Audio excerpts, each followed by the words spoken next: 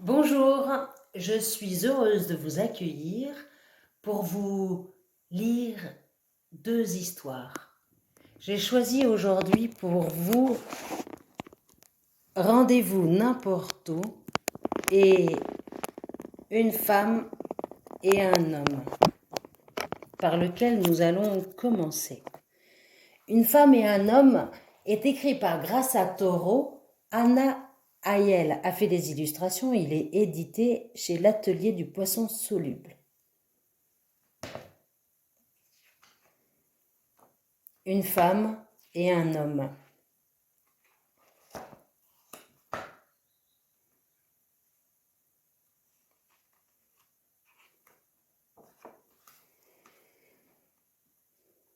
La fenêtre était ouverte. Elle s'est penchée au dehors. Elle le faisait tous les après-midi. Après bien des années passées loin de cette maison, il a ouvert la fenêtre et il s'est penché au dehors.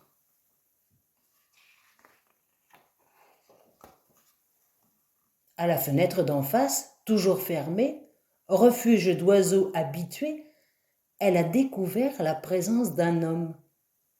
« Que regardez-vous » a-t-elle demandé. « Une nuit, j'ai dormi nue sur la glace du pôle sud.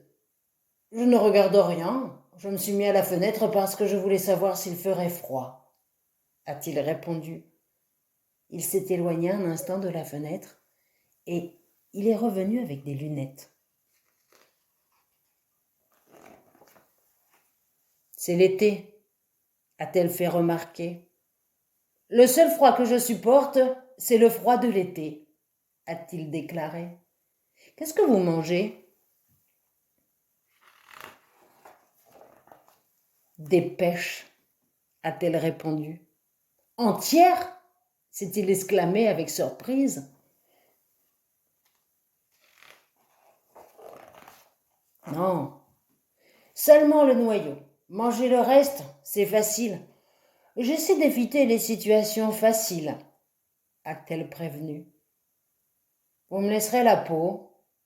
a-t-il demandé.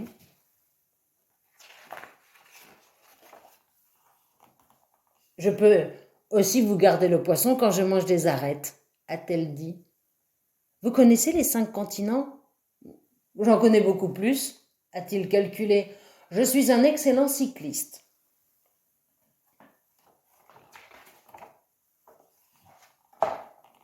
Racontez, a-t-elle supplié.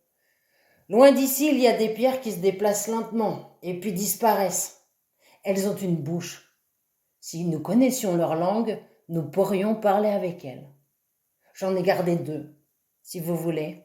Je vous les montre, a-t-il proposé. Moi, j'ai passé toute une journée à descendre un escalier qui menait autre part. Je n'ai croisé personne. S'est-elle souvenue comme si cela s'était passé dans l'Antiquité. Quand on arrive au centre de la Terre, on entend l'écho avant même de commencer à parler, a-t-il affirmé.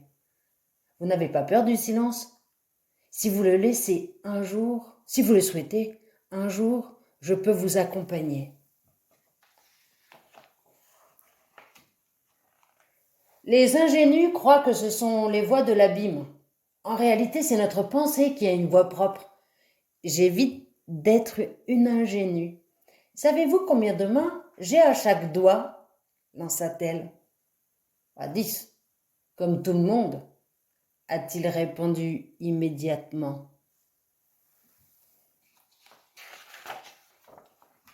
Non, j'en ai 2. 2 mains aux 10 doigts, a-t-elle dit amusée. Je vous donne une autre opportunité de répondre. Savez-vous combien de mains j'ai aux doigts ? Je ne suis pas sûre, a-t-il répliqué, semblant douter. Je n'ai jamais eu vos mains entre les miennes. Si vous voulez, je peux me couper les mains et vous les envoyer par courrier pour les mettre ensemble.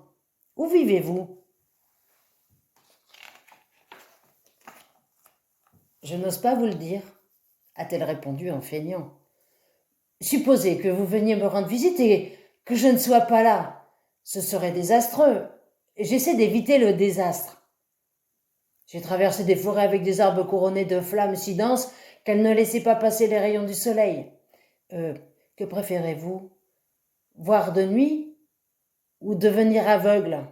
A-t-il interrogé.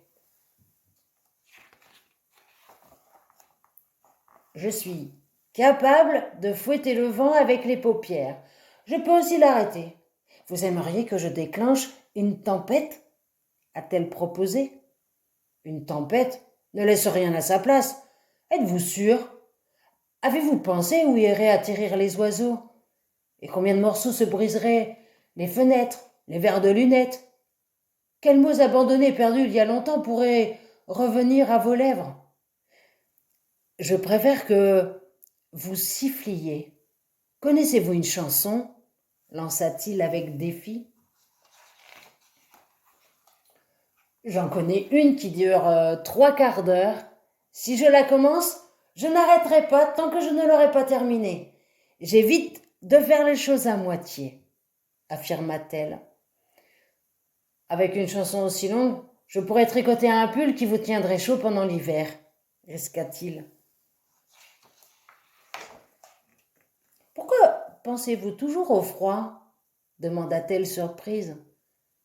Parce que j'aime la chaleur, répondit-il sans hésitation. Si vous voulez, je descends dans la rue et je vous attends. Vous n'aurez pas à m'attendre parce que j'ai déjà commencé à descendre, annonça-t-elle en se mettant à reculer tout en cherchant des pieds ses chaussures. Il n'écouta pas, il était déjà parti, ou bien il était en train de nouer un mouchoir autour de son cou avant de dévaler les escaliers. Elle ne trouva pas ses chaussures. Elle laissa la fenêtre ouverte. Elle oublia qu'elle avait promis de siffler une chanson éternelle. Elle fit son apparition dans la rue comme si elle marchait pour la première fois ce jour-là. Le mouchoir qui était noir semblait blanc. Il laissa la fenêtre ouverte. Il oublia les lunettes qu'il avait ôtées de façon incompréhensible pour nouer le mouchoir. Et il apparut dans l'après-midi comme si l'ombre le suivait pour la première fois ce jour-là.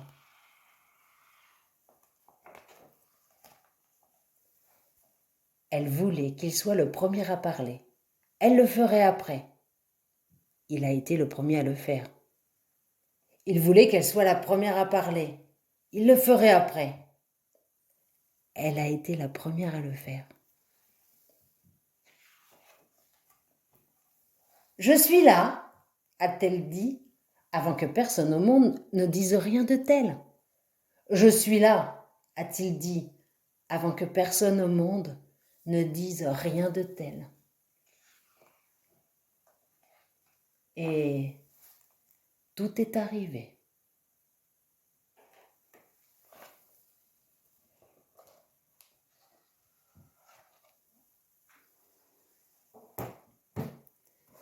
Rendez-vous n'importe où. Alors, de Thomas Scotto et illustré par Idgreen Monchi, qui est venu à la médiathèque Idgreen Monchi et nous a fait une petite dédicace ici pour les lecteurs de Saint-Jean d'Angély en quête d'un amoureux, d'une amoureuse. Bonne route. Rendez-vous n'importe où. Madame Zell, rendez-vous lundi en neige quand il fera tout blanc. Je serai debout devant la fenêtre gelée, très facile à reconnaître, avec mon écharpe rouge, vraiment rouge. PS, je vous jure que c'est très sérieux cette lettre. Monsieur, pour le lundi des flocons, je crois que c'est très possible. Je n'ai pas beaucoup de choses à faire dans mes feuilles de rendez-vous recto verso, enfin, pas trop de choses aussi sérieuses que vous. Oui, c'est d'accord. PS, je vous reconnaîtrai, c'est sûr. Mardi en pluie. Madame Zell, plus que 6 jours. Je tourne en rond. Déjà depuis ce matin. Quand même, ça ne fait pas un creux dans mon plancher, mais j'ai un peu l'impression qu'on m'avale tout entier. Je n'ai pas trop mangé au petit déjeuner. C'est peut-être pour ça dans mon ventre. PS. Ce que je préfère, c'est la glace au chocolat blanc.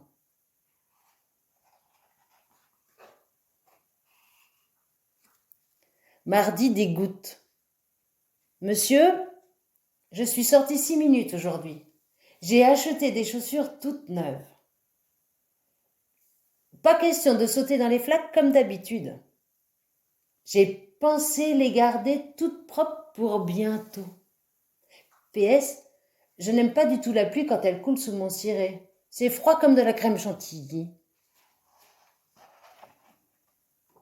Mercredi en grêle. Madame Zell, décidément, j'ai un coin du cœur qui cogne tout le jour. Au début, j'ai cru que c'était les mauvais temps contre les carreaux, mais non, c'est en dedans. À part ça, tout va bien. Je fais pousser des lentilles dans du coton tout doux. PS, de toute façon, ne vous inquiétez pas. Si jamais vous frissonnez, j'ai des grands bras avec moi. Ils peuvent bien réchauffer.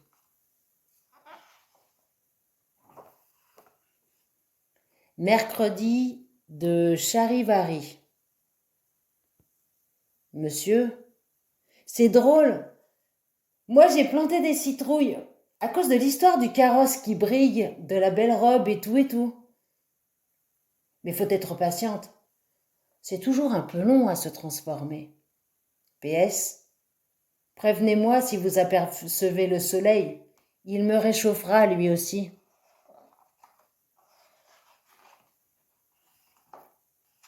Jeudi en brouillard. Madame Zell, la fontaine gelée, je ne sais pas si c'est une bonne idée. Les parcs des soupirs plutôt, sous le pont Cupidon. Derrière l'arbre du cadeau, n'importe où. Oui, c'est peut-être plus simple, n'importe où. Je vous tiens au courant. PS, peut-être que je tremblerai comme une feuille. Jeudi de brume. Monsieur, je suis au fond de mon lit. J'ai de la fièvre très chaude. Le médecin pense à un coup de foudre. Je crois que je ne viendrai pas. C'est peut-être contagieux. Je vous tiens au courant. PS, c'est malin. J'ai de la chair de poule partout.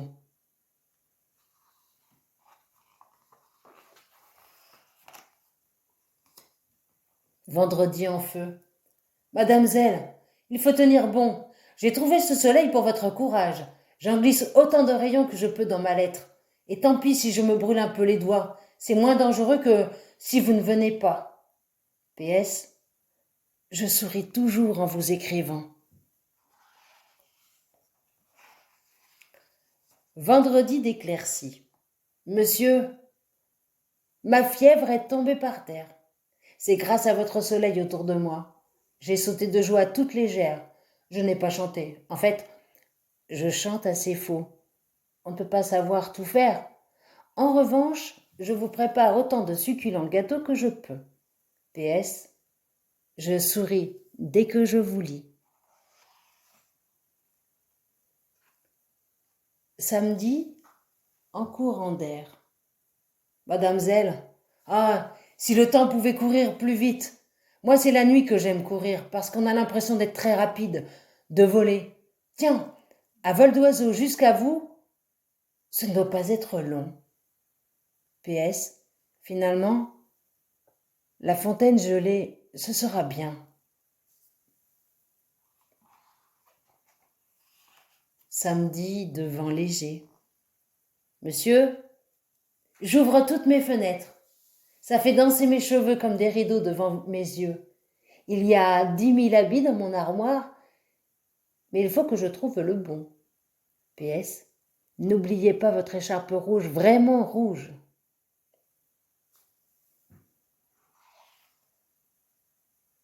Dimanche, en avalanche. Madame Zell, voilà, il fera tout blanc demain. Je refais le chemin dans ma tête, je remplis mes poches de tous mes souvenirs, je vois un peu plus clair. Quant à mes jambes qui grelottent, je n'y fais pas attention. Elles veulent toujours faire leurs intéressantes. PS, tout ce blanc, ça risque de nous éblouir. Dimanche, des marrons chauds. Monsieur, je n'écrirai pas beaucoup aujourd'hui parce que mes mots sont en désordre. Peut-être que je les dirai demain. C'est ça. Je les dirai demain. PS, bonne nuit. Lundi, en flocons de neige.